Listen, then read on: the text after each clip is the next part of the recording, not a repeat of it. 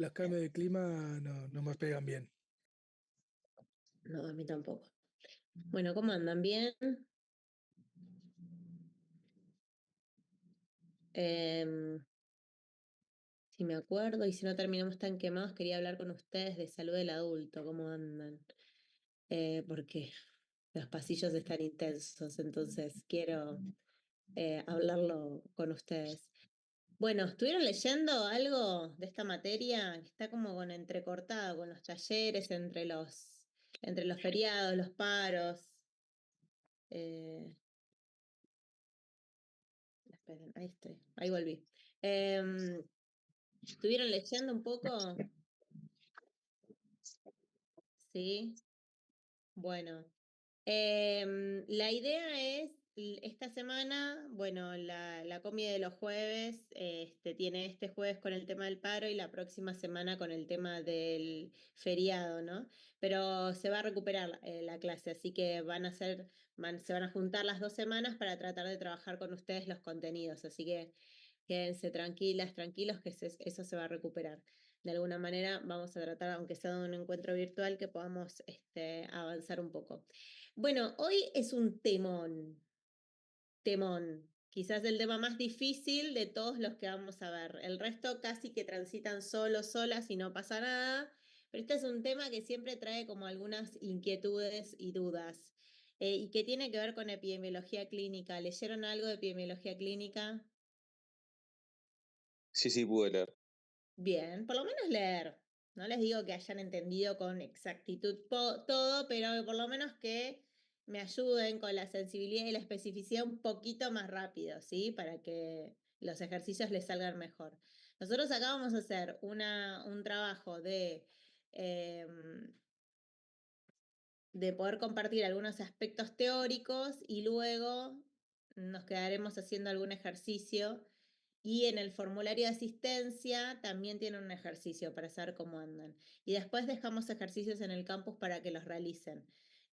Lo matemático no importa tanto si no se entiende cómo es su aplicación, ¿sí? Entonces, podemos pifiarla en lo matemático, a nosotros mucho no nos interesa eso, pero si no entendemos que es un verdadero positivo, la verdad es que no tiene nada de sentido el ejercicio, ¿no? Y por eso vamos a tratar de ir despacito con algunas cuestiones. Bueno, el marco que en general tenemos con epidemiología clínica se basa en dos cuestiones. Una que tiene que ver con un modelo de toma de decisiones compartidas, que es parte de la perspectiva de la especialidad y de los modelos de atención centrados en la persona de manera específica dentro del consultorio, ¿no? ¿Hasta qué punto esto de que suena modelo de toma de decisiones compartidas, tenemos responsabilidad quienes estamos ejerciendo el rol profesional y parte el paciente, ¿no? Entonces, decir, bueno, el paciente debe autoindicarse el antibiótico. No, de ninguna manera. Lo que nosotros tenemos que tratar es justamente de seleccionar aquellas dudas diagnósticas que tengamos para hacer un modelo de toma de decisiones compartidas. Bueno, ¿y cuáles son los objetivos de la clase de hoy? Que puedan reconocer y aplicar los conceptos de epidemiología clínica más frecuente como estrategia justamente de tomas de decisiones que estén basadas en evidencia, que puedan hacer los cálculos de las operaciones, de las propiedades operativas que tiene la epidemiología clínica y reconocer su relación con la prevalencia, alcances y limitaciones que entienden, ¿no? Y poder identificar y aplicar los componentes de gestión de la epidemiología. Bien, entonces les decía que a mí me interesa como partir desde el modelo de toma de decisiones compartidas. Ustedes tienen un texto que habla sobre este modelo y que es, como les decía, característico de un modelo de razonamiento clínico, como habíamos visto en el primer encuentro, que caracteriza esta especialidad, pero por sobre todas las cosas que caracteriza la práctica ambulatoria, digamos. Nosotros cuando estemos en cualquier consultorio, no importa la especialidad, el hecho de tener incertidumbres diagnósticas, el hecho de nosotros hacernos buenas preguntas para poder resolver nuestros casos con nuestros pacientes, tiene que ver con algunas habilidades que vamos a incorporar. La relación de la medicina familiar con los pacientes se va a sustentar, ustedes ya lo saben, y esto forma parte de la introducción que hemos realizado, en la accesibilidad, en la continuidad concebida como el seguimiento de aquel problema de salud que es atendido por ese mismo profesional, y la longitudinalidad entendido como un seguimiento de los problemas de salud. A mí siempre esta introducción me causa algunas preguntas, ¿no? Decir, bueno, toda la vida nos atendemos con el mismo médico, una misma médica, digamos, la experiencia nuestra como pacientes, ¿nos vio toda la vida con un mismo médico? Qué grandioso sería que esa persona haya transitado con vos toda la vida de modo de conocerte de la manera longitudinal y que te atiendan como vos querés, ¿no? Esto es un gran desafío, la longitudinalidad, teniendo en cuenta que el sistema de salud fragmentado, que tiene sus dificultades, que está subdividido en tres subsectores, la medicina privada, las obras sociales, la salud pública, digamos, todos esos elementos, y nuestro pluriempleo también dificulta que nosotros estemos durante mucho tiempo en un mismo lugar de trabajo, perdón. Y entonces, bueno, que afectan a lo largo de su biografía y que la incertidumbre es una característica de la medicina familiar considerada inherente al proceso de tomas de decisiones. Y un poco esto, ¿no? ¿Qué es la toma de decisiones en medicina? Esto es entre lo claro y lo incierto, ¿no? Nosotros tomamos todo el tiempo decisiones que enfrentan a los pacientes a sus condiciones de salud, ¿no? Quizás algunas que tengan que ver enteramente con la prevención primaria, secundaria y terciaria, o aquellas que están dirigidas al diagnóstico y el tratamiento. En diferentes escenarios y las incertidumbres frecuentes que muchas decisiones que nosotros tomamos conllevan riesgos y beneficios, ¿no? ¿Qué estudio diagnóstico indicar? Lo habíamos planteado esto, ¿nos da lo mismo pensar en cualquier estudio diagnóstico que le podamos indicar a un paciente? Habíamos dicho, bueno, total se va a sacar sangre, bueno, esa es una muy mala práctica en salud. ¿Y por qué deberíamos indicarle algunas prácticas y otras no? Y esto tiene que ver con el conocimiento que tengamos sobre los resultados que nos aportan esas pruebas. Bueno, incertidumbres frecuentes respecto a los tratamientos crónicos. Algunas preguntas que nos hacemos, por ejemplo, con el uso de las estatinas en los casos de riesgo cardiovascular. ¿Cuánto seguimos? ¿Es para siempre? ¿Es por un tiempo? ¿Me tengo que actualizar? Bueno, todas cuestiones que aparecen como preguntas dentro del consultorio y, por supuesto, en el marco de intervenciones más complejas que pueden suceder en un consultorio de bajo riesgo, como las especialidades básicas, como aquellas también que se dirimen en otros escenarios, ¿no? El costo de elegir entre lo claro y lo incierto implica tiempos, imaginarán, ¿no? Que yo decía hacer una cosa o que decía hacer otra y que eso me lleva a un resultado. Costos, efectos adversos en todas las dimensiones posibles. ¿Y de qué manera se realiza una buena toma de decisiones? Bueno, por un lado, la mejor evidencia disponible, ¿no? Aquellos datos de investigaciones clínicas y aquellas investigaciones clínicas que mejor me brinden información acerca de mis decisiones. Habíamos dicho también que adentro del consultorio se mete la industria farmacéutica un poco invitándonos y entre comillas a medicar cual o tal fármaco, y eso va a tener que ver con la evidencia que presente esa misma industria, ¿no? Y nosotros tenemos que saber leer cuáles son los estudios que me dan buena evidencia científica respecto a la validez, la sensibilidad, la especificidad o cuál fuera la variable operativa que nosotros estemos evaluando, ¿no?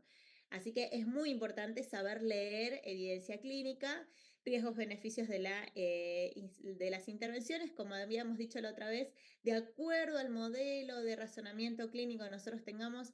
Bueno, ojo con los diferentes modelos que apliquemos, ese juicio médico basado en el conocimiento de la práctica, que me hace por repetición no pensar el paciente y de pronto es un mismo paciente y que va y que viene. Y yo los tomo como un paciente que tenga iguales características y tomo decisiones iguales y no mido otros contextos.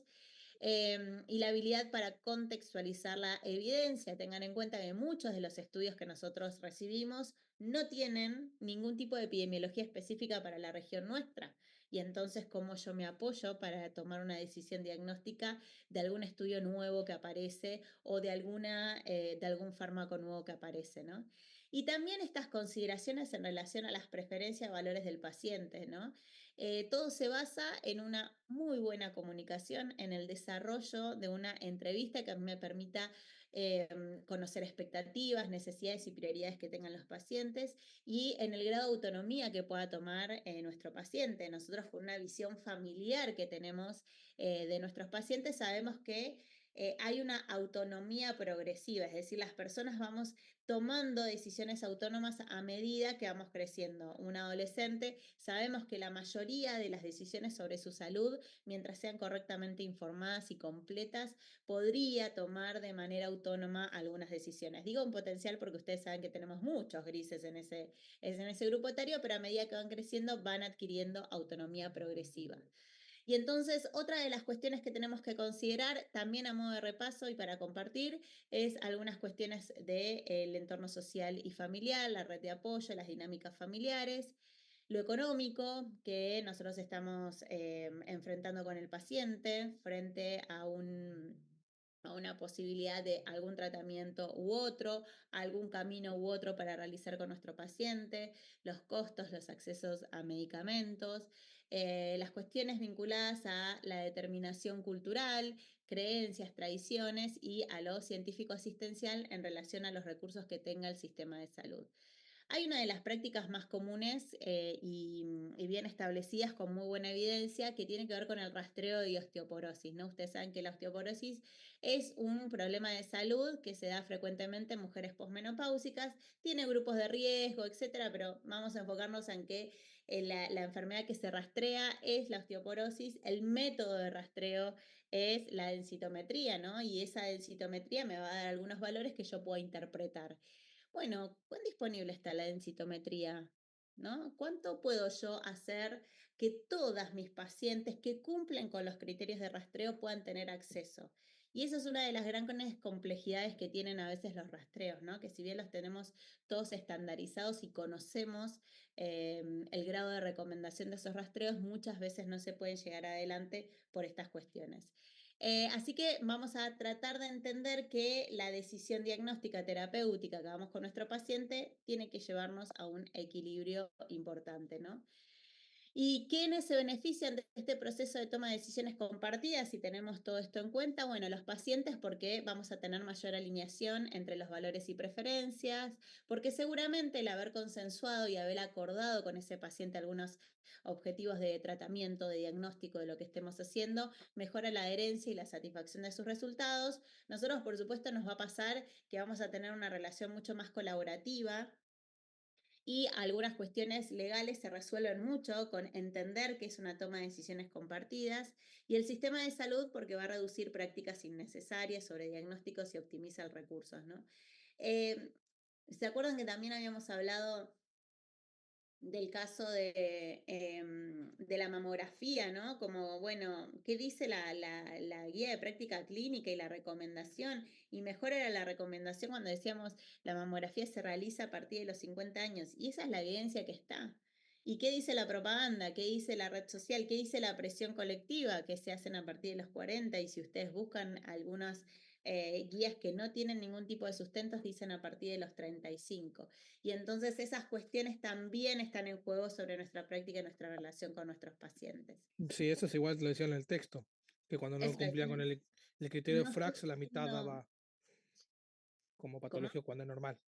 Que eso es lo que decía la controversia también, que cuando no cumplían con el criterio de edad y se daban resultado como patológico, la mitad prácticamente, y bueno, resulta que no tenían un riesgo de una fractura de cadera o una fractura. Bueno, eso patológico, entre comillas, son más falsos positivos y es lo que nosotros no queremos caer frente a una decisión diagnóstica, digamos, sin mucho sustento científico, ¿no? Y al paciente lo ideal es poder explicarles que en realidad es una práctica no está recomendada porque justamente podría entrar dentro de esto. Y el paciente te dice, ¿y si tengo cáncer? Y bueno, hay que tratar de conversar con esos pacientes para poder mostrarles de la mejor evidencia científica posible, ¿no? Bueno, ¿cómo implementar la toma de decisiones compartidas? Y bueno, hay hoy por hoy les diría muchísimo más acceso a posibilidad de tengamos gráficos, infografías que nos permitan mostrar los riesgos-beneficios. Nosotros en algunos casos para justamente las controversias y en su momento lo fue muy fuerte con el PCA, ¿no? Que no está recomendado en varones jóvenes que no tuviesen síntomas como rastreo en población universal. Mostrar las grillas de opciones, contarles, bueno, por qué no es recomendable, digamos, solicitar el PCA en determinadas, bueno, cuestiones así vienen a aparecer como una herramienta clave, bien organizada y científicamente que nos da el sustento y el fundamento para el paciente. Y por supuesto, la comunicación. Me parece que el desarrollo clave de nuestra profesión tiene que ver con las habilidades de comunicación, la posibilidad de yo estar al frente de un paciente, que pueda reconocer cuáles son sus preguntas, cuáles son sus inquietudes, que puedas dar con claridad la información para que el paciente se lleve toda la información posible y que tomemos una decisión de manera conjunta, ¿no? Y ni hablar que nosotros ver un poquito más allá de esa persona que tenemos al frente, cuando estamos escuchando su situación económica, dónde vive, con quién vive, también podamos meter esas indicaciones no tan prescriptivistas, sino adaptadas a ese contexto, ¿no? A veces la falta de tiempo, el pluriempleo, esto que les vengo diciendo, atentan mucho sobre este modelo de toma de decisiones compartidas, pero les diría que es uno de los modelos con mejor evidencia en el último tiempo para la atención con pacientes.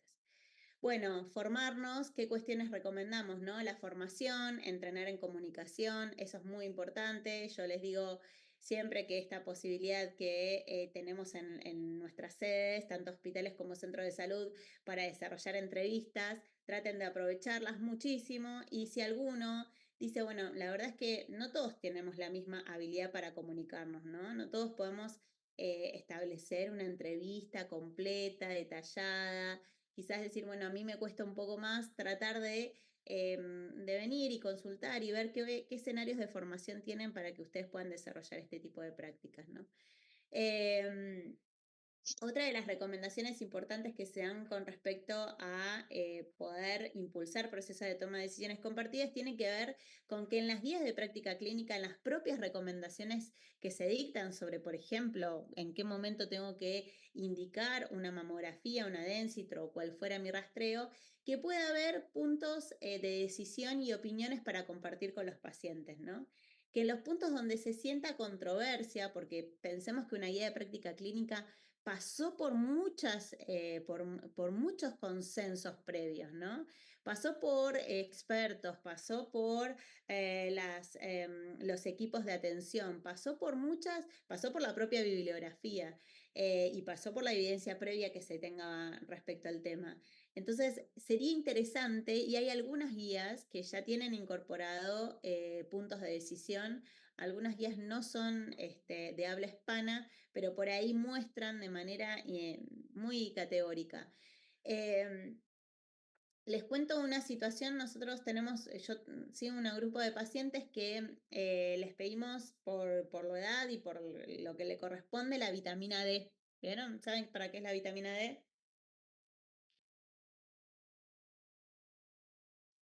Para mejorar la Para absorción de poder calcio. absorber el calcio. La absorción de calcio.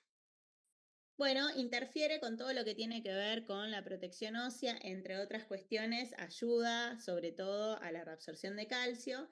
Bueno, hay algunas prepagas y algunas obras sociales que una vez que detectan que la paciente ya se hizo el control anual de la vitamina D, lo que hace es avisarle a la paciente que como la vitamina D le dio normal, ese estudio no debe volver a repetírselo durante ese periodo de tiempo, durante ese año, ¿no? Y que se lo recomienda de manera anual por los valores que le dio.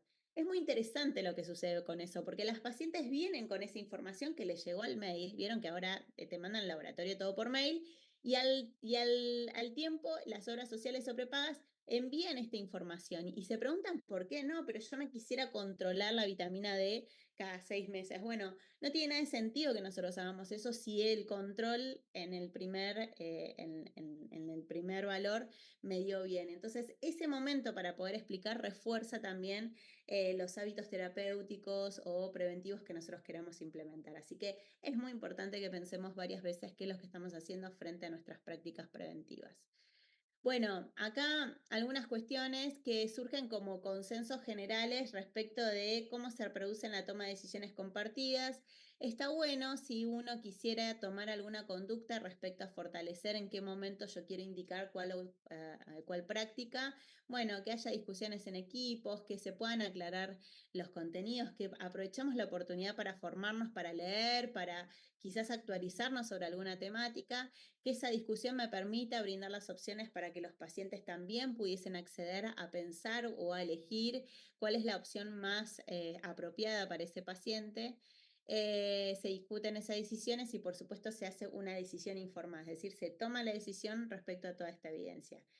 A ver, es un mecanismo, si ustedes hoy en el momento de su formación, es más teórico, por supuesto, pero lo que sucede con la práctica y sobre todo con la práctica ambulatoria, cuando se dedican a atender en consultorio, van a ver que esto aparece como una herramienta sumamente interesante y valiosa, ¿sí? Así que acá me parece interesante que conozcan qué es la toma de decisiones compartidas, cuáles son quizás los aspectos, las implicancias, desde qué lugar este modelo es beneficioso, cuáles son las tensiones que produce y cuáles son las acciones que uno podría implementar para este modelo de toma de decisiones. Así que si se estructuran con esos 3 puntos, estamos. ¿Bien? Bueno, toda esta introducción, un poco de repaso de la clase anterior, un poco porque no quería pasarlo por alto, es para entrar a este gran tema, que en realidad, como hay números y calculadoras, no sé qué nos pasa con la medicina, me parece que es terrible agarrar una calculadora y decir, no, ¿por qué hay números? ¿Por qué hay que hacer esto? No es tan complicado. No es que, es un tema lindo, es un tema que espero que les guste más de lo que se resistan, pero sobre todas las cosas que lo entiendan, porque si no, no tiene sentido nada, se lo van a estudiar de memoria y no lo van a poder identificar. Y miren que lo decimos una y otra vez, acá el punto central es que puedan entender por qué se pide, qué significa la sensibilidad, qué significa la especificidad, que son cuestiones que vamos a repetirlas una y otra vez. ¿Por qué es lo que más tomamos? Y aún lo decimos con tanta claridad, nos cuesta mucho que ustedes por ahí bajen esta información, ¿bien? Entonces, ¿por qué estamos hablando de epidemiología en el consultorio? Bueno, la epidemiología y la epidemiología clínica particularmente es una hermana, en realidad es una hija de la epidemiología general. ¿A qué se dedicaba la epidemiología? ¿A qué se dedica la epidemiología general? ¿Se acuerdan? A ver la incidencia de un hecho A estudiar los particular. patrones, Incidencia, ¿qué más? evaluar patrones de comportamiento de una enfermedad, por ejemplo, en una población en tiempo tal. Bien, bien, me gusta el tema poblacional, ¿no? Estudia poblaciones y lo que le va pasando en relación a los procesos de salud-enfermedad, ¿verdad? ¿No es cierto? Si, sobre todo cuando utiliza una de sus herramientas principales, que es la vigilancia epidemiológica, es para poder anticipar algunas acciones, lo que sucede, por ejemplo, ahora con el sarampión, ¿verdad? Entonces, la epidemiología, la vigilancia epidemiológica, tienen muchas herramientas matemáticas y estadísticas para el desarrollo de su disciplina. La epidemiología clínica es ese mismo concepto, pero no a nivel poblacional, sino a primer individual o de grupos. ¿Bien? Entonces, partimos de reconocer que la medicina es una ciencia que no es exacta y por ello nosotros no vamos a poder predecir con certeza todo lo que le va a pasar al paciente. De hecho, sabemos que se abre un abanico de posibles soluciones que le sucedan al paciente, aún tengamos la certeza diagnóstica, pero quizás la certeza no es la terapéutica. Y ahí vamos, transitando permanentemente sobre ese nivel de incertidumbre. La incertidumbre justamente acompaña tanto el proceso diagnóstico como terapéutico y el modo en cuantificar esta incertidumbre es mediante las probabilidades. Por eso el capítulo que ustedes tienen enfrente, que es el capítulo de Introducción a la Epidemiología Clínica, habla de probabilidades. No todos los pacientes con glucemia elevada son diabéticos. ¿Estamos de acuerdo con eso? Si yo no sé, venimos de una comilona terrible, comimos un montón y me sacan la glucemia al azar y a mí me da 180, ¿me hace diabética? Capaz que No, ustedes 200. se asustan, a nadie le va a asustar, si yo soy la paciente y encima soy médica, me asustó el triple, pero digamos, no me hace diabética. Tengo que tener un contexto de cuestiones que me ayuden a ese diagnóstico. Entonces, Claro, por una eso se piden 12 paciente, horas de ayuno. ¿cómo? Por eso se solicita el estudio con 12 horas de ayuno, porque si no, no tendría sentido. Las condiciones del diagnóstico también son importantes a la hora de nosotros definir y me acercan esa certeza, porque nos pone a todos los pacientes en la misma situación. Yo voy a saber que la glucemia en ayunas es un concepto, ¿no es cierto? Es un paciente que ha cumplido determinada cantidad de horas sin comer y que me permite tener algo que se llama glucemia basal. Bien, avanza un poquito con otros ejemplos, dice, bueno, en esto, ¿no? Una mamografía es normal, no quiere decir con toda seguridad que no tenga un cáncer de mama, ¿verdad? Y sí. Y decís, bueno, entonces nada tiene certeza. Y en algún punto, para quienes están muy estrictos con la epidemiología clínica y te dicen, no, vos vas juntando evidencia y vas juntando determinados datos que a vos te permiten acercarte a mayor probabilidad de que esa persona esté atravesando ese cuadro. Todos los pacientes a los que se hacen un bypass coronario no siempre muestran la misma supervivencia. Bueno, de acuerdo a donde nos paremos, vamos a encontrar muchos ejemplos que me hablan de lo mismo, que partimos de una incertidumbre y que los caminos pueden ser diferentes para entender esto. Entonces, ¿qué es la epidemiología clínica? Es una rama de epidemiología, de la grande, de la que hablamos, que aplica métodos científicos al estudio de problemas clínicos con un enfoque diagnóstico, pronóstico, de tratamiento y prevención de enfermedades en pacientes individuales, ¿no? Pensemos esto, ¿no? La epidemiología general habla es más a nivel poblacional, la epidemiología clínica habla de aquel que pasa en ese paciente o grupos de pacientes.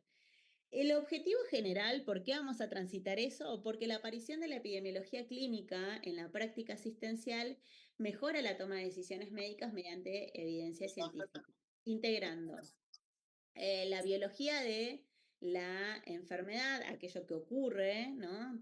Sabemos de esa historia natural, de las cuestiones probabilísticas, estadísticas que se dan y que se estudiaron, sobre todo hay estudios, guías de práctica clínicas que se basan específicamente en estas cuestiones y de aspectos que tienen que ver con la medicina basada en la evidencia, ¿no? Estos son los elementos que vienen a contribuir desde la epidemiología clínica.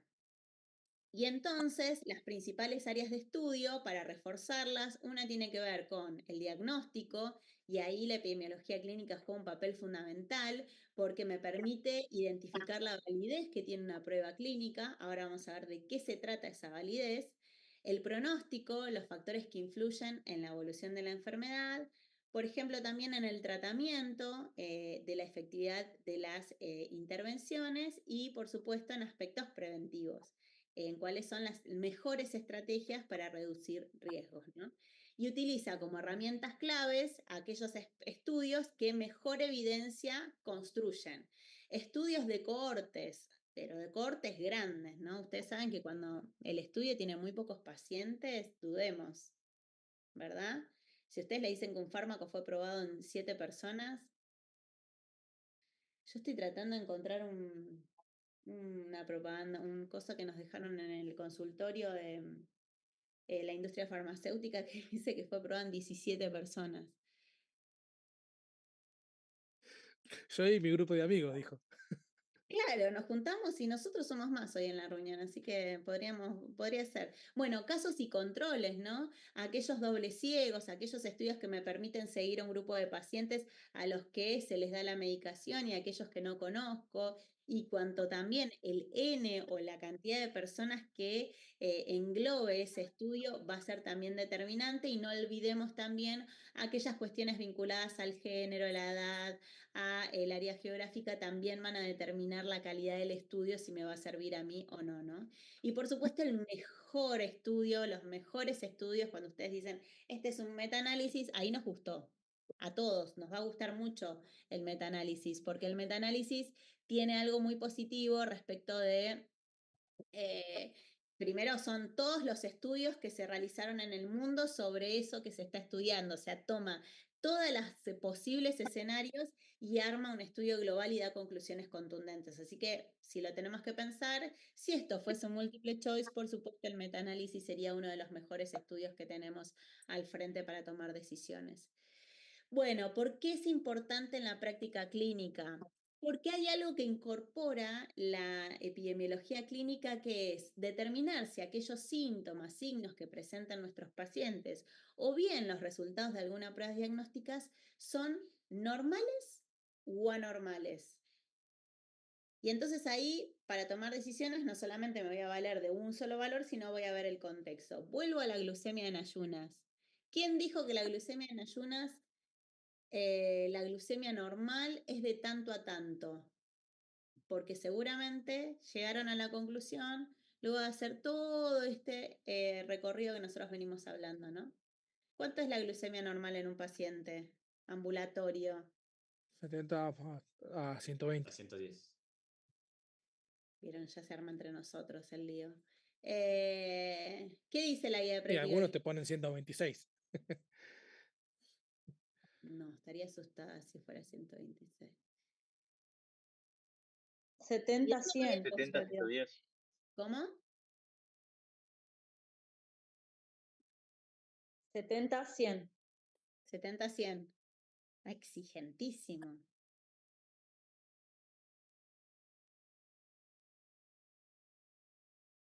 Bueno, ¿por qué hay esta diferencia?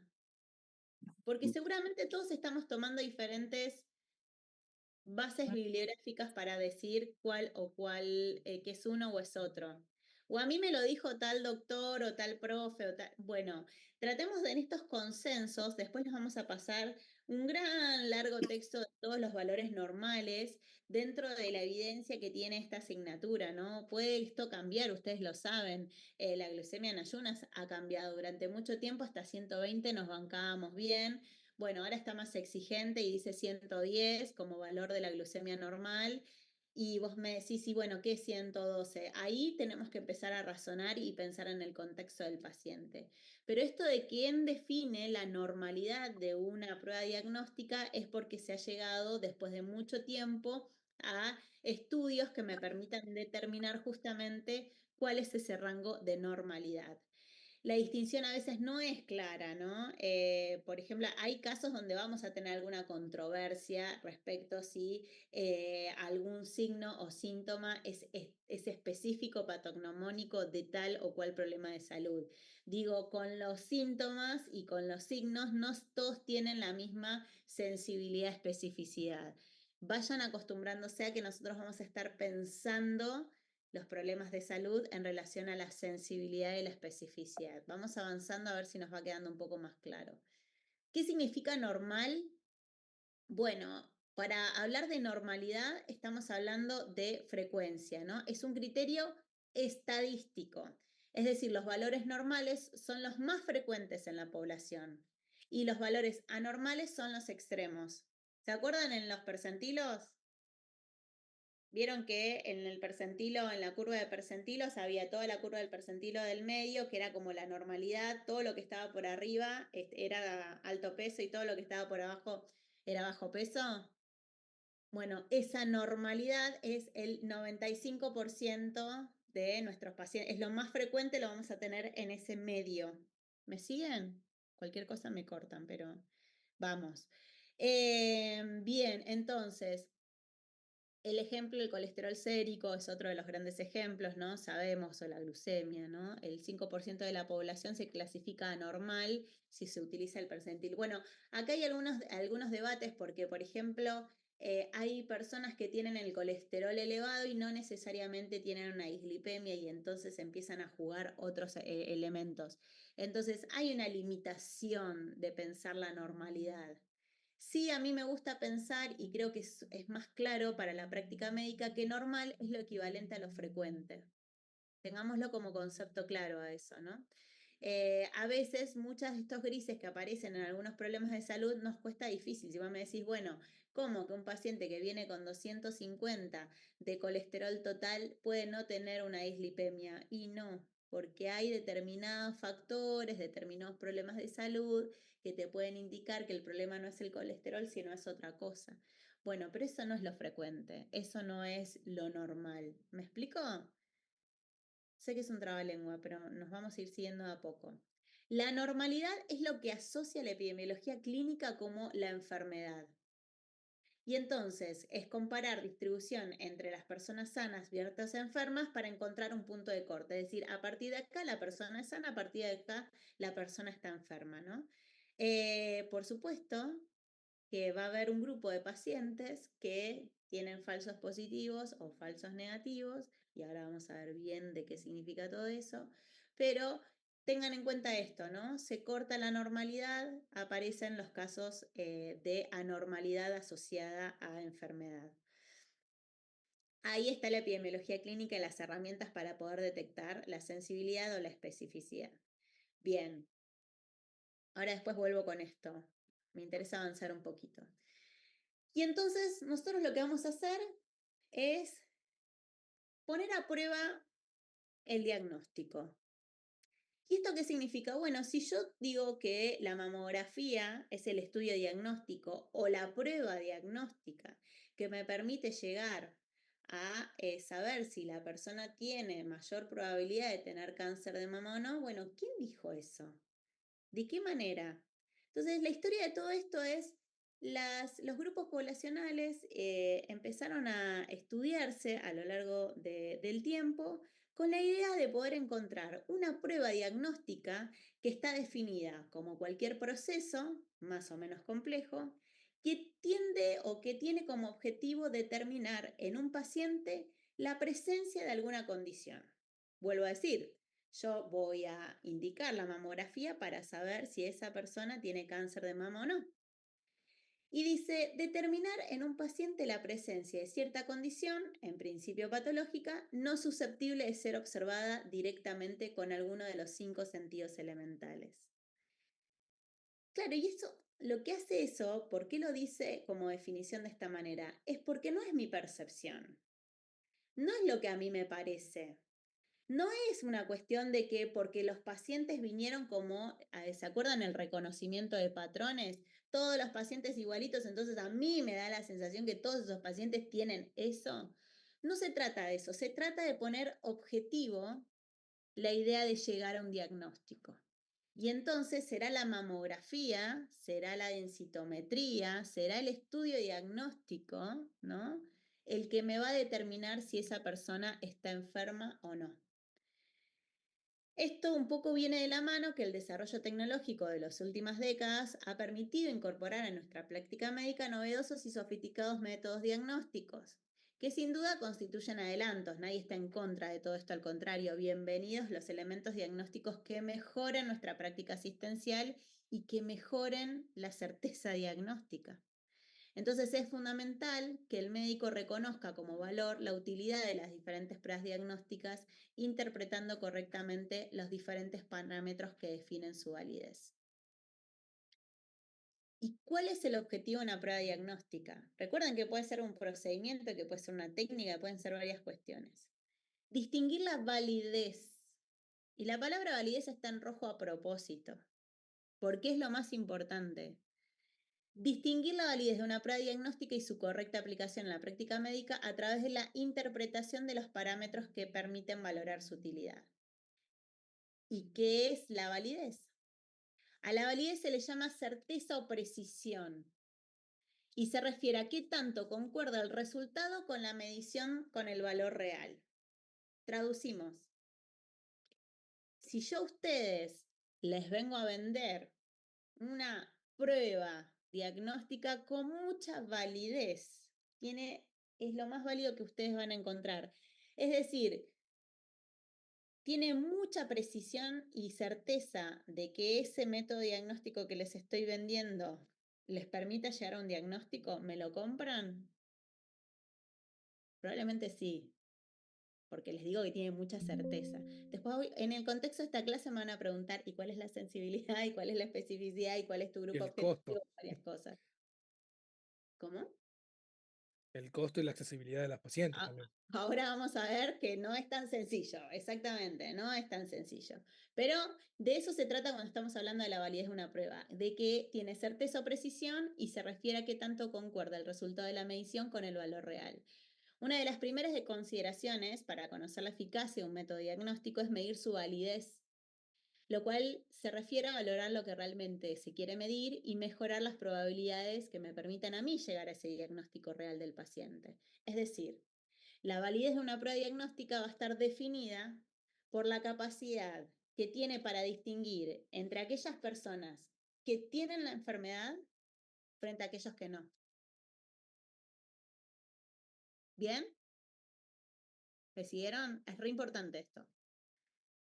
¿Qué consideraciones tenemos que tener en cuenta para decir, bueno, te compro el producto, me lo vendés bien, esta prueba es válida, es decir, tiene precisión y certeza? Bueno, primero que me permite no solamente poder identificar personas enfermas, sino que me permite también identificar las personas sanas. Es decir, las personas que las cuales yo someto a mi prueba diagnóstica, me va a poder decir que son sanas y que realmente estén sanas.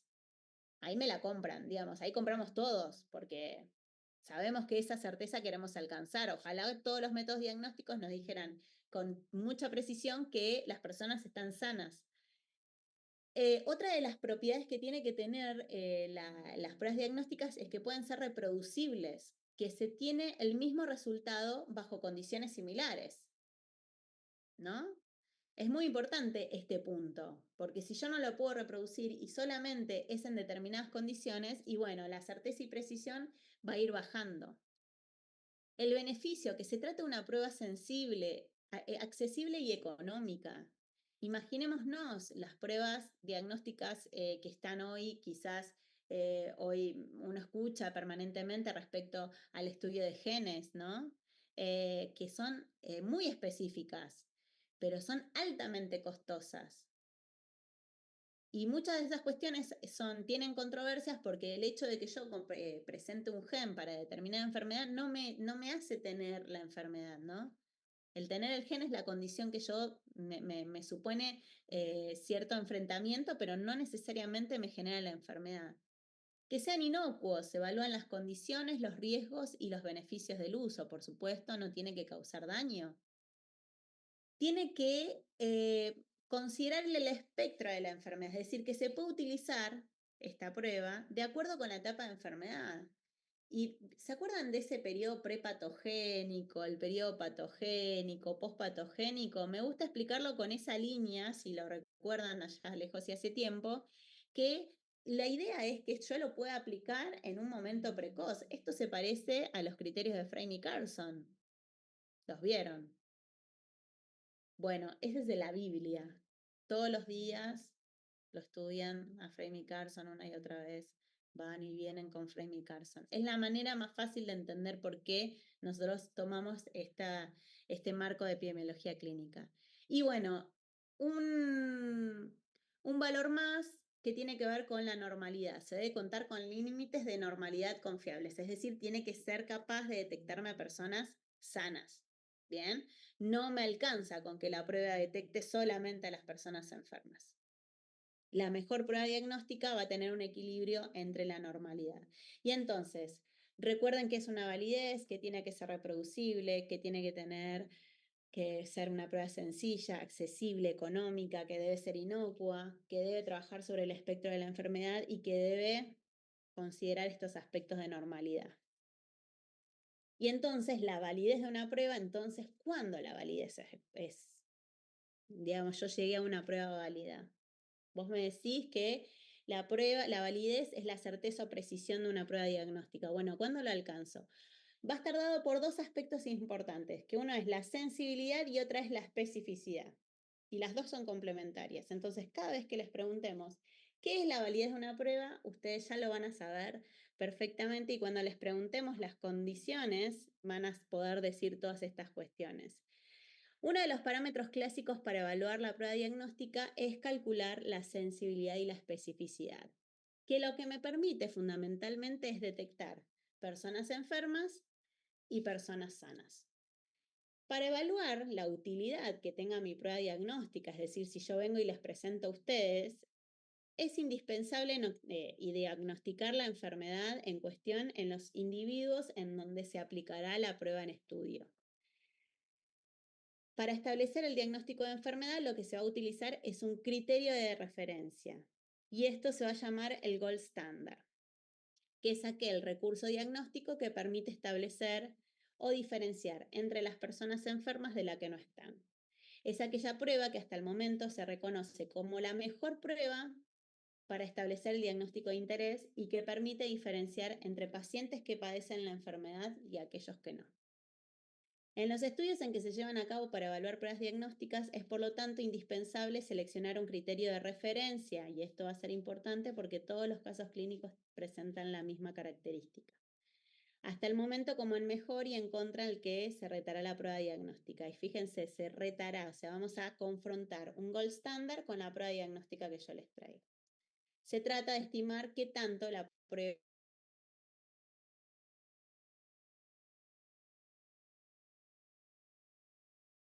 estándar o criterio de referencia. Vamos a traducir todo esto. ¿Cuál es el gold standard? Es decir, la prueba de diagnóstico o el estándar de oro, es la prueba que hoy tiene todo, que está al nivel de recomendación máximo para el cáncer de colon.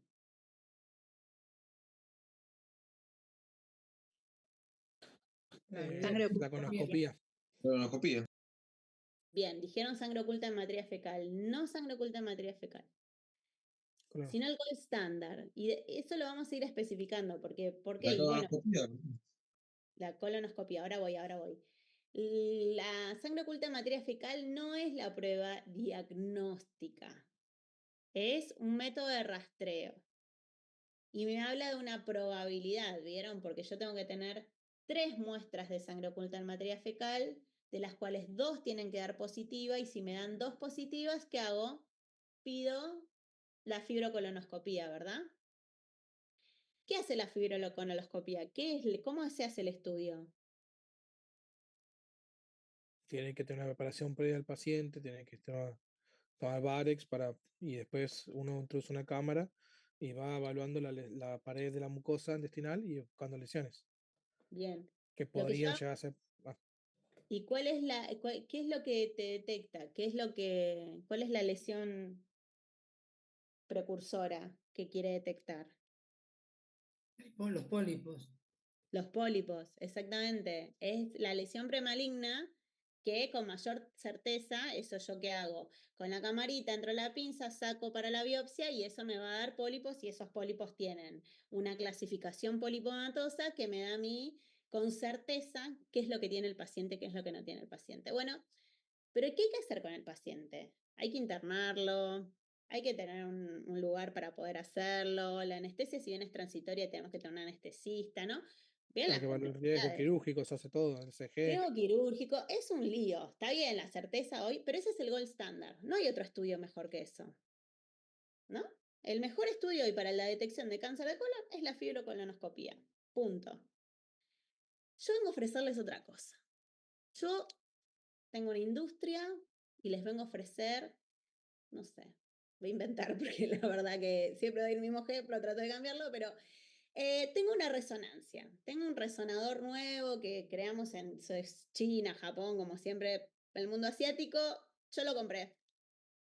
Lo quiero poner a prueba y se los vendo a ustedes.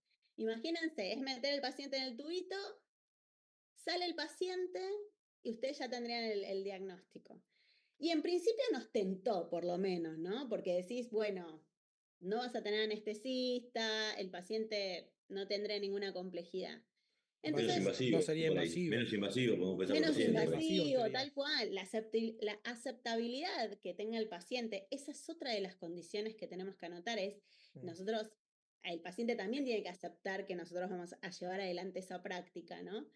Si yo le digo al paciente, a nosotros mismos le digo, ¿es la fibrocolono o una resonancia? Y todos vamos a elegir la resonancia, ¿no? Porque sabemos que el otro me expongo Igual un que montón con de eso también, o sea, todo estudio tiene un pro y un contra. Bueno, primero que no sabemos la efectividad que tiene Para, y No, de pero para te estás costo. adelantando. Justamente Sí, eso sí, va. para.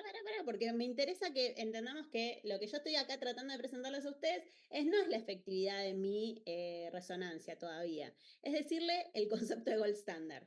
Cuando estamos hablando de gold standard, es la prueba que conocemos, y escuchen bien, que conocemos que tiene el patrón de referencia actual. Hoy no existe otro. No existe otro. Para la mayoría de los problemas que nosotros vamos a tratar, ya a ustedes en el mismo caso clínico se les va a decir cuál es el gold standard.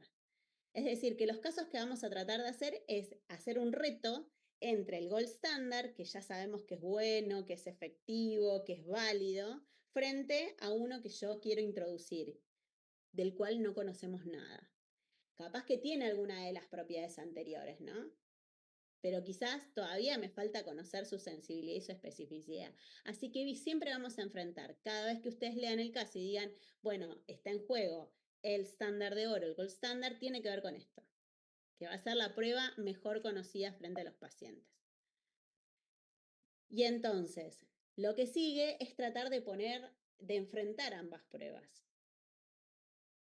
Y dice, una forma simple de considerar las relaciones entre los resultados de la prueba y el diagnóstico real. La prueba nueva, ¿no? Mi resonador, se va a considerar positiva o negativa si la enfermedad está presente o ausente.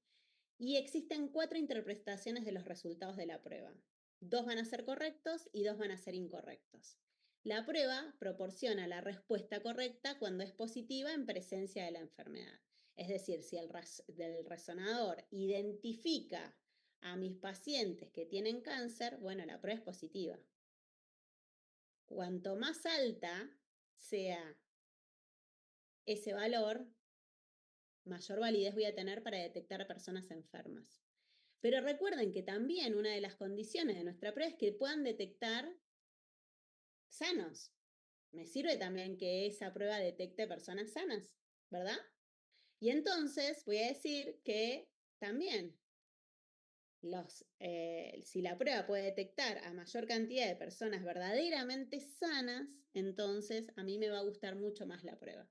Entonces, que tenga capacidad para detectar sanas y que tengan capacidad para detectar enfermos. Si suponemos que nuestra prueba, nuestro nuevo resonador, detecta de manera errónea enfermedad, es decir, falsos positivos, personas que están sanas, pero él lo detecta como positivo, ¿me sirve la prueba? Y no me sirve para nada. Les estoy vendiendo humo en realidad, porque me vas a decir, al final toda mi población va a estar enferma, y capaz que sí. O lo mismo si, por ejemplo, las personas están verdaderamente sanas, lo detecta enfermas, digamos, es al revés. Entonces, vamos avanzando. Y hacemos algo que se llama tabla de 2x2. ¿Sí? Entonces, ¿ustedes ven mi flechita? Ah, bien. Bueno, ¿qué dice la tabla de 2x2? Bueno, fíjense, nosotros vamos a hacer en un papel, ustedes siempre esto traten de hacer el ejercicio porque el examen que van a tener al frente, yo les puedo mostrar una app que esto lo hace al toque, pero la idea es que ustedes lo ensayen y lo practiquen mucho. Ustedes agarran un papel y hacen una tabla de 2x2 en donde van a dibujar.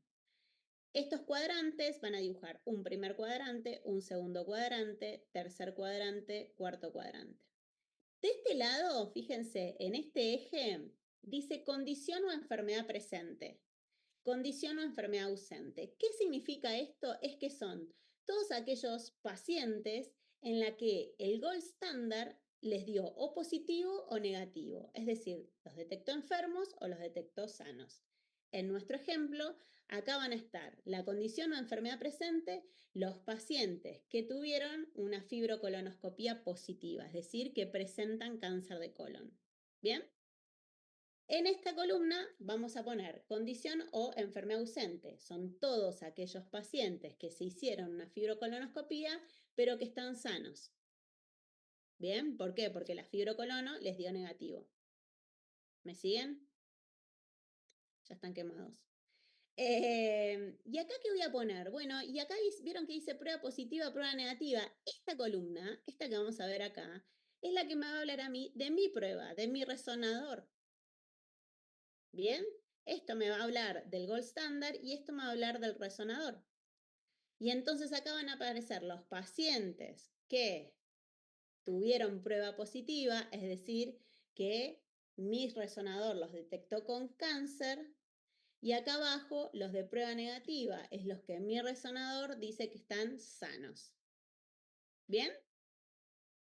Y vamos a empezar a combinar, porque claro, no es que todo es tan lineal, no me da a dar todos sanos y todos enfermos. En general, lo que hay que transitar es una idea de cálculo de sensibilidad y especificidad. Y ahora vamos a ir a eso a resolverlo. ¿Qué significa este cuadradito de verdaderos positivos? Que todos aquellos pacientes que están verdaderamente enfermos con el gold standard, es decir, que tuvieron la fibrocolonoscopía positiva, también mi resonador los detectó. Entonces, mi prueba, ahí mi resonador va a detectar esos verdaderos positivos, es decir, a las personas verdaderamente enfermas. En esta misma línea, aquellas personas que tenían la enfermedad ausente, es decir, ¿cómo eran con la fibrocolonoscopía? Entre comillas, sanos. Sujetos sanos, exacto, pero que mi resonador dice que tienen cáncer. Eso está mal, ¿verdad? Ustedes vuelvan a venderles. ¿Ustedes quieren algo que les diga, tienen más pacientes con cáncer o quieren la realidad? Quieren la realidad, ¿no es cierto? Y entonces fíjense, los verdaderos positivos es un número muy importante, que son las personas verdaderamente enfermas que mi prueba los detectó enfermos. ¿Me siguen? Perdón que vaya lento y vuelva, a ver si todos los años ensayo un método diferente para explicar este tema. Y en este caso, los falsos positivos, ¿les gustaría un número alto de falsos positivos? No. Si yo les estoy vendiendo un resonador, si vos me decís, no, pero tu resonador al final me está detectando que gente que no tiene cáncer, estamos todos mal, ¿no? Vayan pensándolo de esa manera. ¿Qué pasa si la prueba mía, resonador, me dio negativo? ¿Quiénes estaban en esta columna? Los pacientes que tenían cáncer de colon, es decir, que la fibrocolonoscopía les había detectado enfermedad. Si mi prueba dio negativa y estaban enfermos, ¿me sirve la prueba? No. Mi resonador se está comiendo un montón de pacientes. Pensemos, vuelvo a decirlo, que lo estamos comparando con un gold standard, es decir, con una prueba que ya tiene una validez suficiente. No voy a andar como retando a dos pruebas diagnósticas malas, ¿no? No me sirve ninguna de las dos. Yo voy a retar a una con muy buena evidencia, muy buena validez frente a una nueva. ¿Y quiénes son los verdaderos negativos? Es la persona que ella es sana, totalmente sana, es decir, que la fibrocolonoscopía no demostró cáncer y que mi resonador no demostró cáncer. ¿Y entonces les gustan los verdaderos negativos? Y sí, son los que quiero, ¿no? O sea, yo quiero que vos me detectes a los que están enfermos de verdad y a los que están sanos de verdad, ¿no? Y entonces, acá, el valor de estos pacientes es, este lado voy a tener a las personas totalmente enfermas y acá a las personas totalmente sanas. O, en términos de epidemiología clínica, es sujetos sin enfermedad, ¿verdad? Fíjense, si yo les digo que la sensibilidad toma el valor de los verdaderos positivos y abajo los verdaderos positivos y los falsos negativos, ¿qué les parece? ¿Que detecta más personas sanas o que detecta más personas enfermas? Enfermas. Enfermas. Los enfermos. Está claro, ¿no? Y al revés, para pensarlo, digo, porque a mí me gusta que lo pensemos, más allá que esté la fórmula matemática. Ustedes me siguen que si ustedes no entienden que es un verdadero positivo, no sirve de nada todo este ejercicio. Ahora, si le ponemos números a este ejercicio, van a decir, ay, ¿esta qué le pasa? No, es entenderlo. Avanza un poquito. Y entonces, Vamos a estudiar cada cuadrante, dijimos que de este lado vamos a tener nuestra prueba y por arriba el gold standard, ¿no? Y acá voy a dividirlo en aquellas personas en las cuales mi prueba dio positiva y estaban enfermas. Acá mi prueba dio positiva pero estaban sanas y esto ya no me gustaba. Y acá la prueba mediada negativa, es decir, eran personas que no tenían la enfermedad, acá estaba presente, eran personas con cáncer de colon y mi resonador se los comió. La condición o enfermedad ausente, acá con prueba negativa, es decir, estaban sanos con la fibrocolonoscopía y están sanos con mi prueba, ¿no? Que eran los verdaderos negativos. Estos me gustaban porque estos me daban un reflejo, es una prueba que me detecta bien sanos y me detecta bien enfermos, estos no me gustaban. ¿Bien? En este cuadrante, en este que vemos acá en este extremo, debería haber la suma de todos estos cuadrantes, porque es toda la cantidad de personas que estuvieron, digamos, presentes en el estudio. Es muy importante, vuelvo a decirlo, perdón la repetición, pero esto funciona un poco así. Yo tengo la necesidad de saber que mi prueba detecta bien los sanos y detecta bien los enfermos. Como médicos solemos pensar que con que me detecte personas enfermas me alcanzaría, pero eso no está hablando de la validez de una prueba. Y entonces la sensibilidad se va a definir como la proporción de personas con una enfermedad y con resultado positivo de una prueba para detectar dicha enfermedad. Una prueba sensible casi nunca pasará por alto los pacientes que están sufriendo la enfermedad. ¿Les gusta una prueba sensible? Sí, un montón, nos encanta. ¿Y qué es la especificidad? Se refiere a esa proporción de personas sin enfermedad y con un resultado negativo de la prueba para detectarla. Una prueba específica rara vez clasificará como enfermas a personas que realmente no sufren la enfermedad. ¿Bien? Y aplican la fórmula. Esto es lo más importante. Entender que la validez de una prueba tiene que ver con la sensibilidad, con la posibilidad de que una prueba me pueda detectar personas enfermas y tiene que ver con que se agrega la especificidad para detectar a personas sanas. Y todo el tiempo vamos a girar sobre lo mismo. Y es un juego de palabras.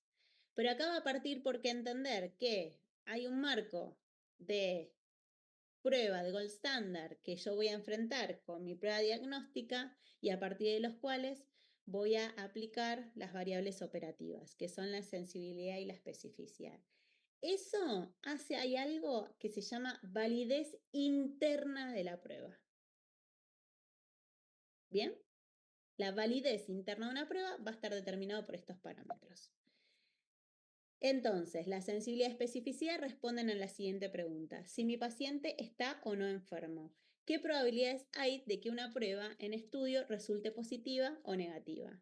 La sensibilidad va a ser la probabilidad en que los individuos con la enfermedad la prueba resulte positiva y la especificidad es la probabilidad en que los individuos sin esa prueba resulte negativa, es decir, sanos, enfermos.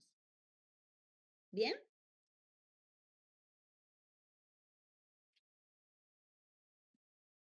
¿Cómo están hasta acá? Bien, va, yo sí. Hago esta Bien. pregunta. Cuando yo Sí. tengo que valorar la sensibilidad o la especificidad de una nueva prueba diagnóstica, ¿la tengo que hacer siempre respecto de una prueba gold standard para poder valorar Siempre. esto? Siempre. Si no, no tenés patrón de referencia, actúas a Claro. ciegas. O sea, vos, ¿qué sabés que si tus pacientes estaban previamente sanos o enfermos? O sea, y vos me decís, bueno, pero hay problemas de salud donde no tienen gold standard. Y tenés razón. Capaz que nos toque construirlos. Y una de las construcciones, para que ustedes se den cuenta que esto no es tan lejano, son los testeos rápidos. Los testeos rápidos, imagínense, ¿no? ¿Cuál es la prueba diagnóstica de VIH? ELISA, ¿verdad? O sea, yo tomo un test de ELISA, es positivo, positivo, ¿no? Después hago carga viral, todo el resto del... Pero 2 pruebas de ELISA positiva, positivo, ¿no? Viene el testeo rápido y te dice, mira que yo con una gota de sangre, en 15 minutos tenés el resultado. Nah. Fue así, ¿eh? Media comunidad no quería saber nada con el testeo. ¿Cómo? ¿Y qué hacían? Le hacían las dos cosas. Hacían el testeo y hacían el ELISA. Pero ¿qué pasó con eso doble? A mí no me parece mal que eso haya pasado. Lo que fue pasando es consolidando evidencia. Porque entonces todos los pacientes negativos con el testeo rápido eran negativos con el ELISA. Y no había otra forma de saberlo, más que transitar eso. Lo mismo pasó con el testeo rápido de sífilis, que primero embarazada solamente porque no sé qué, porque bueno, lo mismo. Pero ¿qué se le hacía a la embarazada? Se le sacaba sangre. No importa, eso construyó la evidencia. El testeo rápido de sífilis dio negativo, la prueba de DRL dio negativa. Entonces decís, che, es lo mismo. Y eso fue construyendo la evidencia. Se los digo como ejemplo porque esto sucede en la práctica permanentemente. Y esto, digamos, ustedes quizás en su práctica en unos años van a tener otras pruebas diagnósticas de otros problemas de salud u otras cuestiones que empiezan a aparecer en donde se vaya calculando la sensibilidad y la especificidad. O sea, ustedes van a saber, si sabes que son pruebas muy buenas porque son válidas, detectan la sensibilidad y la especificidad de manera muy concreta. Así que eso van a transitarlo. Hay una pregunta que siempre es, bueno, esto tiene cálculos y estas sensibilidades y especificidades se calculan con porcentajes, ¿no? Y decís, bueno, y me dio 60% de sensibilidad y 60% de especificidad. ¿Eso es mucho o es poco? Bueno, hay definiciones muy rígidas y estrictas que dicen que una prueba es válida cuando su sensibilidad y su especificidad es mayor al 80%. Digamos, esta es una de las últimos textos que estuve leyendo para darles a ustedes cierta precisión. Así que toda prueba mayor del 80% en su sensibilidad y su especificidad es válida. Porque deja poca gente afuera, eso es lo que quiere hacernos pensar el estudio. Miren todo lo que estoy transitando sin tocar un número matemático, porque nos tenemos que detener en entenderlo. Es decir, que si ustedes entienden cómo fuimos haciendo todo este recorrido desde el primer seminario a entendemos que lo que sigue es ir poniéndole esos números a los cuadros, ¿no? Y poder avanzar un poquito en eso. Por eso es necesario que hagan todas las preguntas que necesiten. Bien, ¿qué más? ¿Qué otra duda?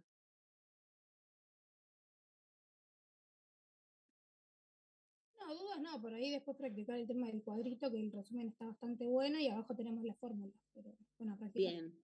Igual me encantaría tener la app. Después se las voy a dar, porque la verdad que es una pavada total, no pasa nada. Lo que pasa es que el examen va a ser sin el celular y sin la app, solamente con la calculadora. Que ni siquiera tienen calculadora, a veces puedo usar la calculadora de celu porque no tengo calculadora. Bueno, eso no va a poder suceder, pero porque sabemos que suceden cosas. Entonces, la idea es que ustedes lo puedan pensar. Ahí veo calculadoras, pero ahí lo puedan pensar, ¿sí? Ahora, nosotros, para no profundizar todo esto, yo me voy a quedar con una tarea que es explicar la validez externa, que son los valores predictivos, ¿no? Pero eso lo vamos a ver, si les parece el miércoles que viene, vamos a ver eso específicamente. Me gustaría hacer un ejercicio con ustedes ahora para ver qué les pasó, cómo salió y todo. Entonces, traten de hacer consciente todos estos conceptos. No memorísticos, no se los recomiendo. O sea, cada uno tendrá el método de estudio que quiera, pero a esta altura necesitamos saber si lo que estamos estudiando, si nosotros cuando estamos estudiando una mamografía, digamos, hacernos, ¿qué pasó con esta mamografía? ¿Cómo llegamos a recomendarla? ¿Que a alguno se le ocurrió y ya está? No, fueron años de estudios, décadas de estudios en donde se hizo esto, se calculó la sensibilidad y la especificidad. Además de otros valores, nosotros con estos estamos bien. Bueno, vamos a ver.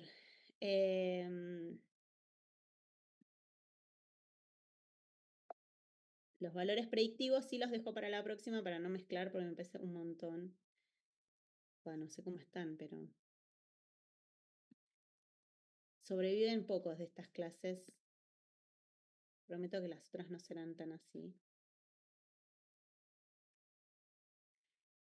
Esperen que la estoy buscando.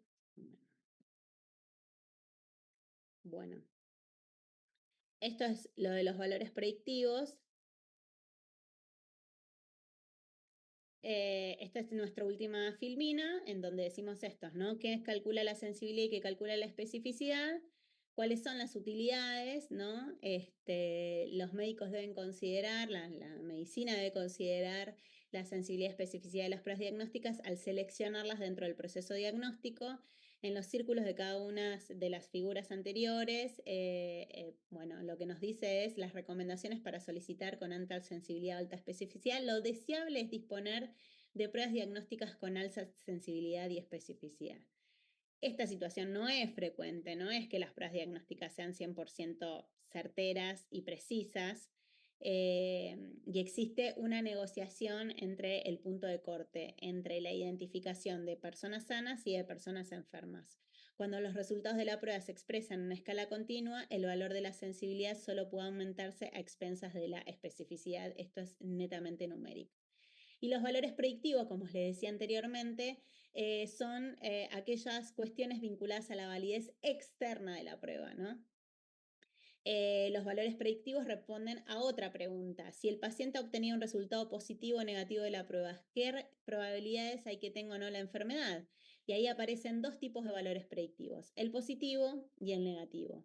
El positivo me habla de que es una probabilidad, y recuerden esta palabra, probabilidad de una enfermedad en un paciente con un resultado anormal de la prueba. Es decir, probablemente enfermo, ¿no? Y el predictivo negativo es la probabilidad de no sufrir la enfermedad cuando este resultado de la prueba ha sido negativo. Y acá están los cálculos de los valores predictivos. Nos vamos a quedar para la próxima para volver a repasarlos. Vamos a leer cómo podría llegar a ser un caso. ¿Bien? A nosotros nos llegó una investigación y nosotros queremos evaluar, nosotros queremos saber la efectividad de una prueba. Un grupo de investigadores en el 2012 realizaron un estudio para validar la utilidad de la prueba rápida de detección de antígeno con estreptococo beta hemolítico del grupo A en pacientes con sospecha de faringoamigdalitis por estreptococo. Se utilizó como prueba de referencia el cultivo de exudado, ¿no? Hoy sigue siendo el gold standard. Estamos de acuerdo, ¿no? Que el gold standard de la faringitis es el cultivo. El test rápido, nuevamente, ¿no? Lo que pasaba con el ejemplo anterior. No tiene tanta evidencia como el otro, como en los testeos rápidos de VIH y de sífilis. Dice, bueno, a 210 pacientes entre 8 y 16 años de edad con sintomatología sugerente a faringoamigdalitis por estreptococo beta hemolítico, le realizaron las dos cosas. La prueba rápida de detección de antígeno y el cultivo de exudado faríngeo. ¿Bien? ¿Quiénes son esos 210? ¿Dónde van a ir esos 210 en nuestro... En el total de sujetos Número incluidos. total Total de de sujetos sujetos incluidos. Perfecto. Ya vamos haciendo, háganse la tabla de 2x2 y ahí ya ponen el número final, ¿verdad? Bueno, ¿cómo nos dio el resultado? Dice, reportaron 70 pacientes con cultivo positivo para estreptococo hemolítico y en 140 pacientes el cultivo resultó negativo. ¿Dónde van los 70 y dónde van los 140? Me lo lleva muy atrás. Los 70 irían en verdaderos positivos, ¿no irían? Ahí. Vamos a leer otra vez, fíjate. Condición de enfermo. Fíjate, dice, entre sus resultados reportaron 70 pacientes con cultivo positivo para estreptococo beta hemolítico y en 140 pacientes el cultivo resultó negativo. Es decir, esto es el total de los pacientes de nuestro gold standard, Sí. ¿verdad? No Sí, me sí. dice nada de mi prueba. ¿Dónde los pongo? Arriba, condición de enferme o presente. Está claro que van Enfermedad o acá ausente. Sí. porque es mi total Sí, sí. de pacientes. Perfecto. Es contra qué lo comparás, vendría a ser. Exactamente. Bueno, Agustín está afiladísimo, quiero decirlo. La faringitis, profe. Hay que Da decirlo, poderes. está afiladísimo. Bueno, sigamos. Entonces, 70 pacientes con cultivo positivo para el estreptococo y 140 el cultivo resultó negativo. Siempre estamos hablando de nuestro gold standard. Y después dice, en 58 pacientes ambas pruebas resultaron positivas. ¿Quiénes son esos? Los verdaderos positivos. Verdaderos positivos. Los verdaderos positivos, los ponemos acá. ¿verdad? Sí. Bien. Y en 112 pacientes ambas pruebas fueron negativas. ¿Dónde van? En verdadero Verdadero negativo. negativo. Perfecto. Y entonces tengo estos dos cuadrantes, este cuadrante y este cuadrante, perdón. ¿Cómo calculo esto? Y restás. ¿Se dan cuenta el resto? Sí, Sí. del total restamos los que ya sabemos que son verdaderos. Exactamente. Entonces, a ustedes nunca el caso le va a venir todo completo. Les va a venir para que piensen.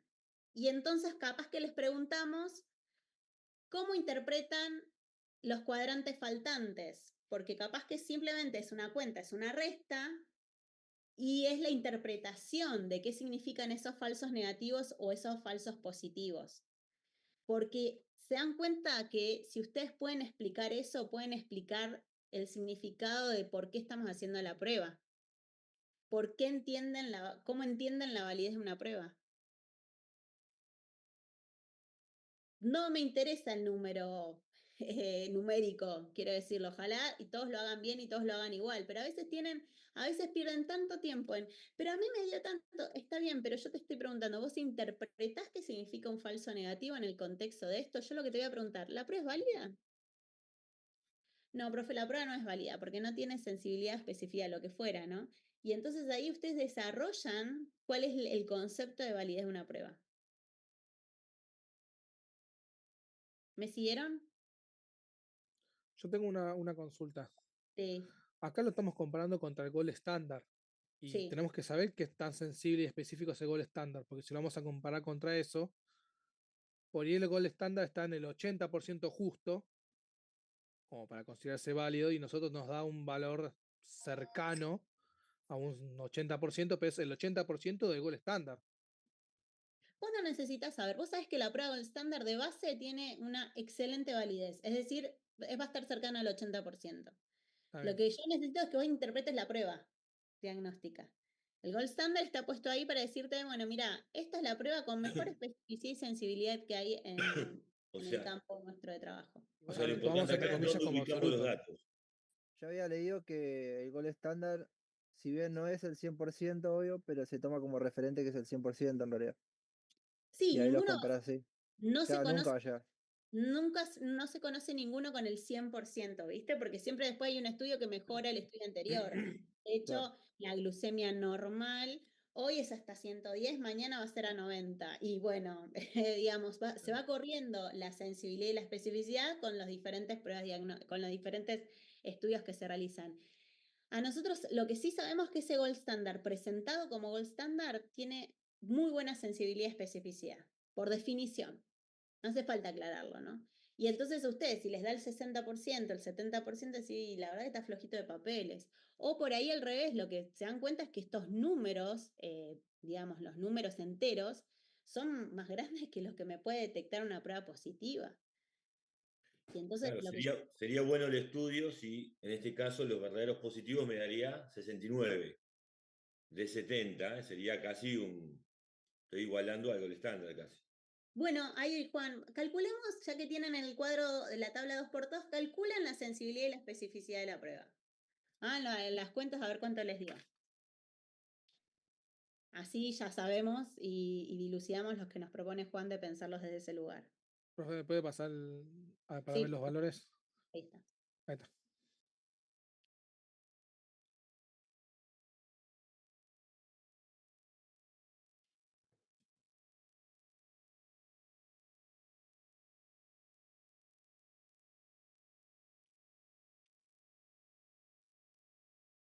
Eh. 82% me da a mí. ¿De sensibilidad? Sí, sí, sí. Sí. ¿Qué significa ese 82%? ¿Qué detecta? La sensibilidad eran los enfermos. Las personas enfermas. Es la Claro. probabilidad de que presenten, exactamente, que esas personas con esa prueba. ¿Y te gusta ese número? Y es un buen número, porque más del 80 dijimos que era un buen número, así que. Exactamente. No puede ser igual. A ver, ¿por qué? Si hay 58 verdaderos positivos de 210. No, pero tenés que agarrar 70, estamos hablando del cuadrito. Acordate que los pacientes Ah, 70, ahí está. positivos Claro. son estos. Sí, sí, sí. Ahora Está sí. bien igual o sea, acá tratemos de rodar los errores y las interpretaciones para que después ustedes estén re seguros, seguras de que... Profe, pero ¿por qué agarraríamos los 70 si los 70 son los de gol estándar? ¿No tendríamos que agarrar 58 que son los verdaderos positivos? Mirá, ¿dónde pones los 58 vos? Claro. En verdaderos positivos. Acá, Sí, Sí. ¿acá? ¿Y acá qué pondrías? 70. Perfecto, está muy bien. Que Vuelvan a sería la calcular. suma, que sería la suma, si te fijas en la cuenta abajo, de verdaderos positivos más falsos negativos, eso sería la suma de los 70, sería 58 sobre 70. Ahí te va el porcentaje de los enfermos. La La prueba. especificidad me dio 80%, ¿puede Sí, ser? 80 justo, pues, sí. Bien. ¿Les gusta? ¿Les gusta? Sí. Sí. Y sí, porque yo les digo, escúchenme, yo esta prueba, pónganlo en contexto, te estoy ofreciendo un testeo rápido, es decir, que en el momento de la consulta yo te puedo resolver tu situación. Tiene un 80% aprox de sensibilidad y especificidad, ¿no? O sea, es una prueba válida, tiene cierta certeza y precisión, ¿no? Usted me dice, yo lo quiero en 100. Bueno, eso no va a ocurrir, porque no ocurre en realidad con casi ninguna prueba diagnóstica. Es probable que el cultivo tenga casi un 100%, pero siempre hay un mínimo de cuestiones que no agarra la prueba diagnóstica, o porque está mal tomada la prueba, o porque no fue Claro. suficiente, o porque el estadio de la enfermedad en que yo lo agarro no tiene la cantidad de reproducción de colonias que detecta. Bueno, y así puedo estar 3 horas para entender eso. Que si llegaría a pasar, pasaría a ser un gol estándar este tipo de estudio. Y claro, te lo pelea por lo menos. Claro, Es- claro, claro. Sí, lo que puede llegar a pasar es que las guías de práctica clínica digan, bueno, no, en realidad nosotros nos vamos a quedar en el cultivo, porque el cultivo que se... No, sí, después hay decisiones respecto a esas cosas, ¿no? Eh, por eso también va a ser una controversia presentar, por ejemplo, qué sé yo, el ejemplo de la resonancia magnética fue burda simplemente para entender con qué yo necesito contrastarlo, pero por ahí también el beneficio de una fibrocolonoscopía es en otras lecturas, en sangrados, en una visión de imagen que necesito, lo que fuera. Por eso cada estudio tiene su justificación, pero la idea es que puedan resolverlo de esta manera. ¿Lo pudieron? ¿El resto llegó bien?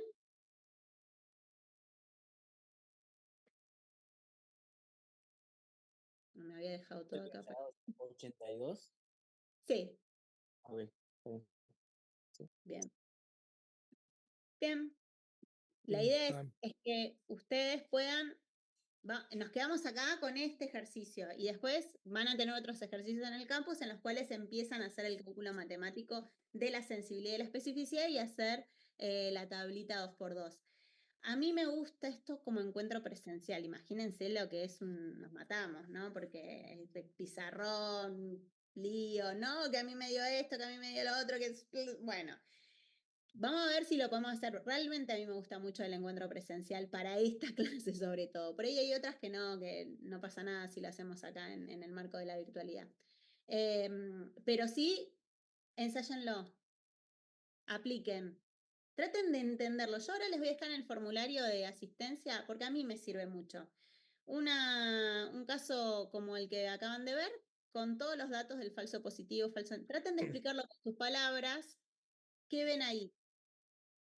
Es un ejercicio, nada más, no es evaluatorio, nada, pero a mí me sirve para ir, bueno, ajustemos, porque por suerte hay un grupo que está conectado, que está con cámara y que participa y que lo mira, pero yo no sé si el resto me está escuchando, está haciendo cualquier otra cosa. Entonces, está bueno porque nosotros, ustedes saben que la materia avanza y avanza. Y después este tema va a pasar a otro tema de otra complejidad y entonces quedó en el olvido y en el examen es, ¿entra sensibilidad, especificidad? Por supuesto que sí, amamos este tema.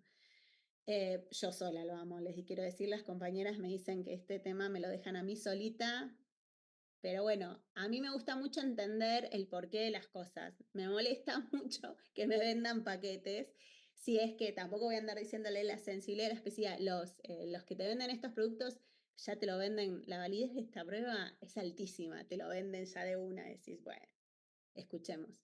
Hay un producto, no es un producto, es una aplicación. Yo estoy tratando de encontrar porque me lo pasaron hace un tiempo y no sé dónde lo tengo. Es una app que con el celular, la app mira las lesiones de piel y tiene una precisión diagnóstica del 90% para detectar cáncer de piel con el celular. Uf, nos mató. Por supuesto, lo primero que le dijimos es, eso no sirve para nada, es horrible, qué sé yo. Bueno, dijimos de todo. Y miren lo que hicieron. Te muestran un estudio que dice, bueno, mira, vos no me crees, pero esto, ¿qué hicieron?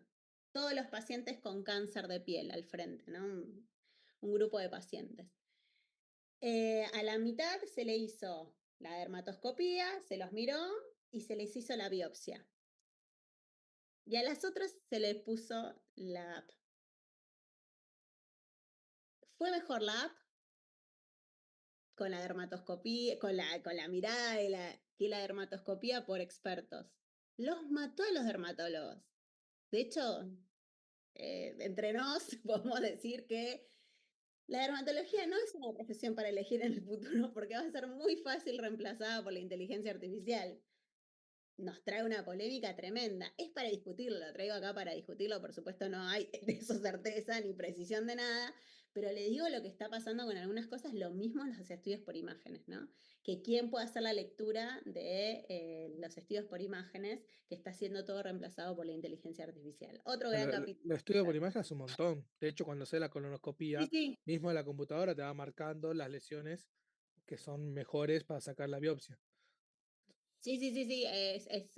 Hace rato lo que pasa que lo que les va pasando a estas empresas es que van juntando evidencia, ¿viste? Entonces, no es solamente que les pasó a ellos porque ellos pusieron a prueba, sino que en diferentes partes del mundo que se va implementando eso, les van dando resultados contundentes. Y te hablan de una sensibilidad y especificidad altísima, valores predictivos altísimos. La verdad es que está para escucharlo, porque muchas cosas se resuelven en el consultorio. Quedé pensando, esta aplicación igual debe tener sus condiciones, no es que voy a ponerlo en X teléfono, en alguno particular. No puede ser igual. Exacto. Sí, tiene. Y te Aparte, no dicen, es la misma, a ver, no es lo mismo una persona de tez blanca que de tez oscura también. por Saben que supuesto. tengan menos probabilidad por la cantidad de meloncito de tener cáncer de piel, Exacto. pero se los puede morfar tranquilamente. Exacto. Sí. Por eso, muchas veces no es la idea de que vos tomes esas pruebas diagnósticas nuevas como tu diagnóstico de certeza. Probablemente la biopsia va a seguir siendo pero vas acumulando evidencia, porque vos vas reportando si eso va sirviendo o no, como pasó con el testeo rápido de sífilis y VIH. Por eso le digo, yo no lo veo tan lejano. Hoy nos parece, pero bueno, mirá, el testeo rápido fue así. Le sacaban el testeo y como no estaban seguros, le sacaban sangre. Así años estuvieron, cuando se dieron cuenta que era lo mismo. Bueno, se necesitó ese proceso, ¿sí? Lo mismo ocurre con el resto de las pruebas diagnósticas. Bien, otra duda, inquietud, algo. Voy a preguntar dónde vamos a encontrar los ejercicios. Que va a estar en el Bien, campo. sí, yo los voy a terminar algunos ya los tengo listos. Quería pasar el seminario, seguramente mañana se lo suba, lo van a tener, o el viernes se lo sube, los van a tener ahí en el campus y los vamos a ir resolviendo. Les voy a decir dónde colocar los ejercicios. A veces les pido una foto de lo que hacen, nada más. Es como para tener certeza de que van transitándolo. A veces lo que lo hacen no les pasa nada. Digo, para aquellos que no tienen el ejercicio de estar con la actividad continua, los reinvito a seguir esta actividad, porque después los vemos todos juntos. Y lo que está bueno a veces, che, ¿vos por qué pusiste que los falsos positivos eran 50 y en realidad yo los identifiqué como falsos negativos? Porque a veces los casos los van a confundir y voy a decir la primera trampa que vamos a poner. Algunas cosas no se van a poder calcular y ustedes me van a decir les faltan datos. Y está bien, ¿sí? Pero es para que ustedes se den cuenta qué dato les falta. ¿Bien? ¿Por qué? Porque si lo tenemos todo servido, a veces no es todo tan así. ¿Bien? Perfecto. Bueno, A mí me pasó recién que llegué al resultado por la sí. regla de 3, pero que no entendí bien, pero bueno. Después cuando lo empiece a desglosar seguramente lo entiendo. Bueno, no importa, es un ejercicio, exactamente.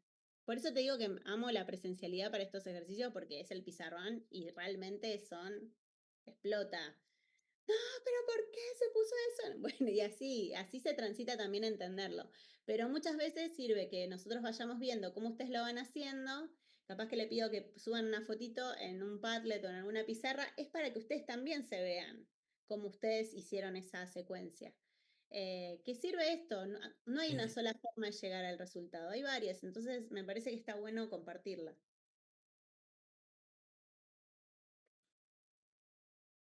Bueno, excelente, están requemados.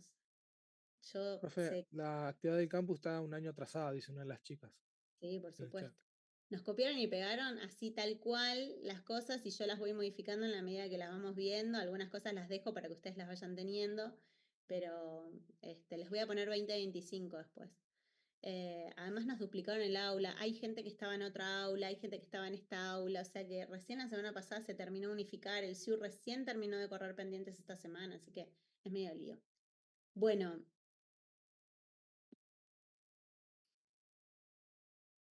Una duda, sí, perdón, esta es la que decían, sí. ¿Qué más? Era la forma más fácil de resolver el acceso al campus este año. Bueno, ¿alguna duda, inquietud? ¿Estamos bien? No se atrasen con las lecturas, va a toda velocidad, ya empieza examen periódico de salud en los talleres, así que los cuadros de rastreos que les pedimos, ténganlos muy al día, porque es lo más importante para llegar lo mejor posible. Sepan que prácticamente necesitamos 2 semanas por cada ciclo vital, va a toda velocidad y después el último mes, mitad de mayo hasta junio vemos piel, así que llegan con todos esos contenidos, todos estos aspectos introductorios que son la gestión, herramientas, recursos de la medicina familiar, todo lo que tenga que ver con rastreos y epidemiología clínica, que lo damos así como en paralelo, que lo que vemos acá en el seminario con epidemiología y lo que ven como en rastreos en los talleres, y examen periódico de salud. Así que no cuelguen. Profe, con respecto al cuadro de rastreo, cuando subimos la actividad, subimos el que hicimos y que justamente en clase es como que lo vamos a ir charlando y mejorando, pero según dicen ese trabajo sirve para levantar nota en caso que se necesite. ¿Vamos actualizando el cuadro de rastreo? Mira, básicamente con que lo entreguen es un montón. Aunque no lo creas, el gran problema es que no lo hacen. Ni siquiera es la calidad la que está en juego.